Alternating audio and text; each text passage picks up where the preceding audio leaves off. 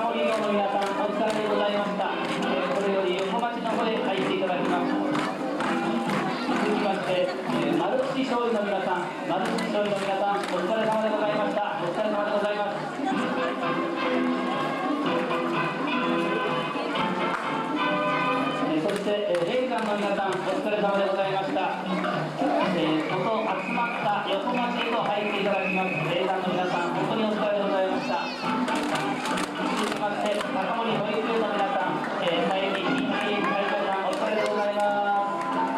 高森保育園の皆さんです。お疲れ様でございました。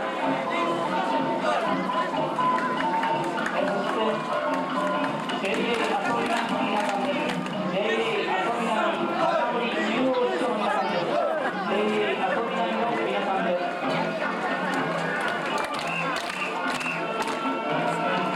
そして新たに高森町民となりました青山製作所の皆さん、役場の西側に花火を大きなことができました青山製作所の皆さん、お疲れ様でございました。そして終電の商品コードがやっと実現いたしました。十ヶ谷の社長さん、お喜びでございましょう。十ヶ谷の皆さんです。お疲れ様でございました。十ヶ谷の皆さん、お疲れ様でございました。これより上町へ入っていただきます。そして花田市の皆さん、どれぞれ花田市へございます。艶やかな観光祭り、花田大会の皆さん、お疲れ様でございました。